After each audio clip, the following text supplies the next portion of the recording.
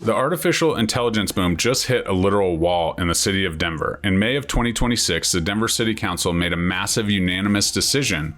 They enacted a strict 12-month moratorium on all new data center permits.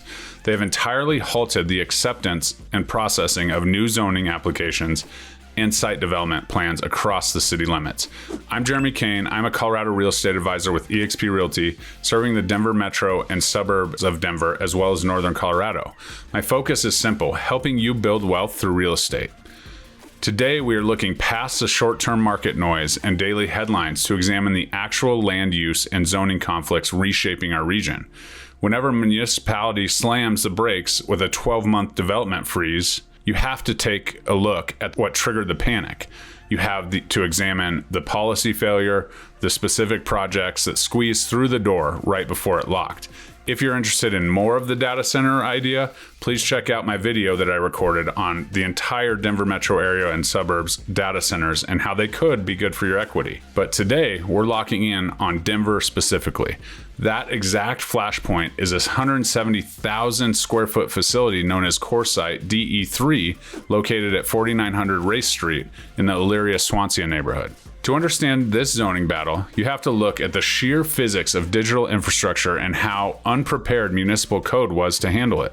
Denver city leaders realized they currently have 0 zoning classifications specifically tailored for data centers, and absolutely no dedicated municipal standards governing their massive electrical or water footprints. The DE3 facility that was permitted just before the ban takes up 18 megawatts of power. More critically, it is engineered to use up to 230,000 gallons of water per day for its cooling towers. To put that scale into perspective, the average industrial consumer in the Denver Water's entire service area uses about 4.4 million gallons per year. This single data center could consume roughly 20 times that amount annually. The city council realized they were flying blind. They had no legal framework to balance the demands of tech infrastructure against the strain on local power grids and water supplies. So they hit the emergency stop button. This isn't happening out in a remote, empty industrial park. DE3 is being constructed right in the heart of Elyria-Swansea and Globeville neighborhoods.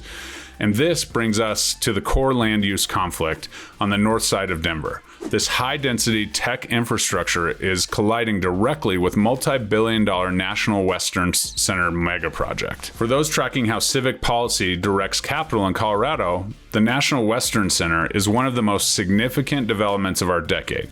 Denver is currently undergoing an estimated $20 billion infrastructure transformation, and this campus is the anchor. The city is turning a historic 110-acre complex into a sprawling 250-acre year-round destination for agriculture, education, and entertainment. We're looking at massive strategic partnerships with Colorado State University, at CSU Spur, the Denver Museum of Nature and Science, and millions of square foot of new indoor and outdoor spaces. The city is completely overhauling surrounding access with projects like the 51st Avenue Bridge. The friction point is obvious. You cannot redevelop a historic urban corridor into a premier educational, cultural, and residential hub while simultaneously greenlighting heavy industrial data centers that consume massive utility resources without the proper zoning framework. If you're a property owner or resident in this area or across the surrounding Denver suburbs, you're watching a fundamental shift in how the city approaches land use. Municipalities are realizing that lax zoning laws can no longer keep pace with the hyper-growth of artificial intelligence. The reality of living through this policy shift means dealing with heavy municipal friction.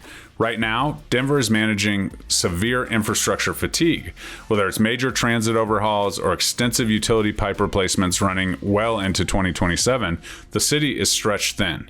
At the same time, recent residential zoning reforms, such as the citywide legalization of accessory dwelling units or ADUs, which stripped away old parking and owner occupancy mandates, are fundamentally altering neighborhood densities.